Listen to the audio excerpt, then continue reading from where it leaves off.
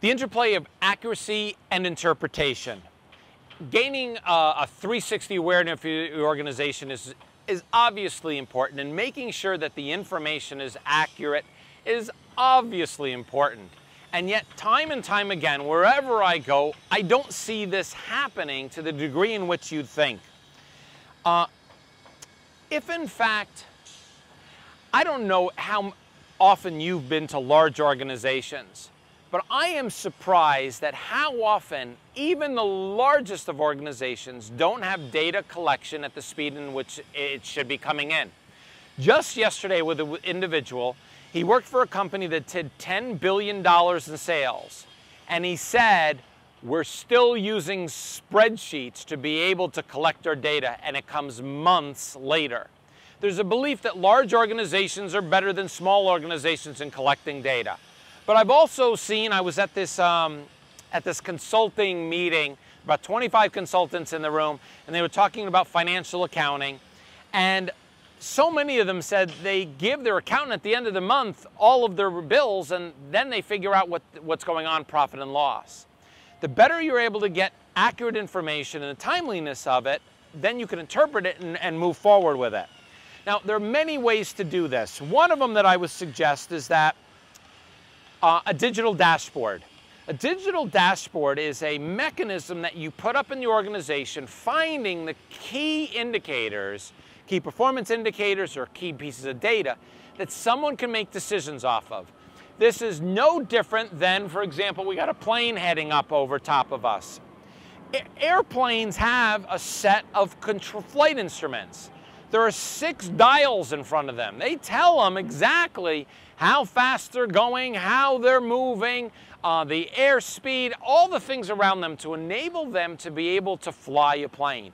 It doesn't matter if it's big or small, there are more complexities to the bigger plane, but yet the concepts are still the same. It's your responsibility to find out what types of things make people move and make the organization make better decisions.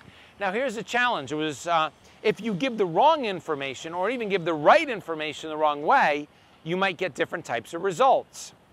And this is just an awareness. For example, there was a company that I was working with, and they used to have the gross sales always in the bottom corner of a screen. So everybody saw it running, how well they were doing. But what it ended up doing was it inciting the salespeople to get higher volume by dropping price and losing profits. So you have to make sure those metrics actually work together collectively to improve the organization. Now the challenge is just getting data is not the point. And if you just supply data, you're doing a disservice to your organization. I have challenged many CFOs, many financial people, many accounting people, that they should not be just giving the data, not giving the reports. Their job is to find something that I don't see or that the group doesn't see. So let's say we have a company, we have 1,000 employees. Finance gets up and says, this is our returns, these are our numbers, these are our statistics. I could have read that.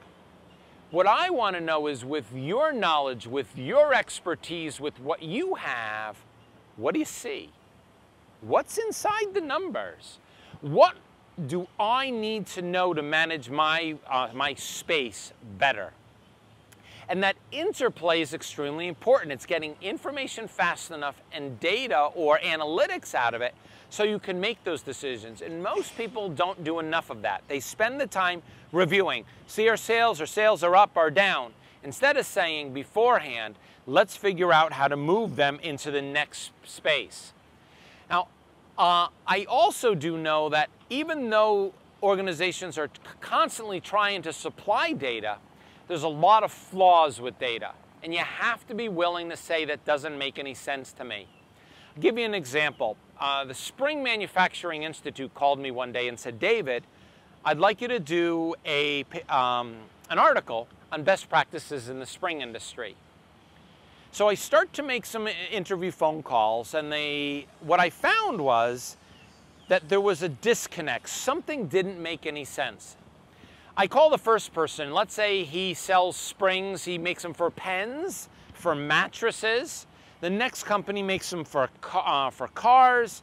Another company's rural, another company's urban. One of them has large inventory, another one's customized.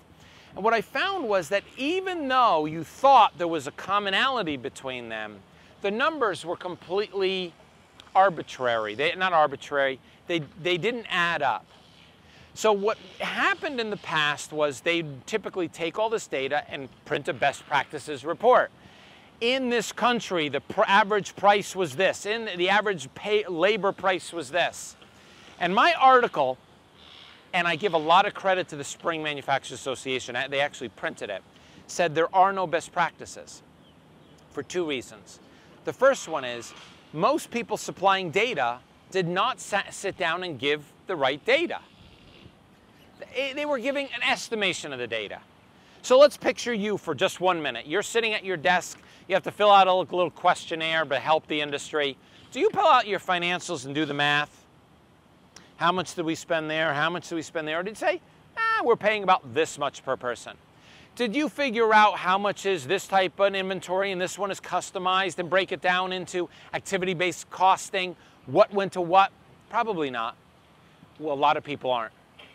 So the data you're getting is flawed from the start, including the questions are being asked are flawed from the start. The second piece is that the data that comes in, the information that comes in, could not be separated properly.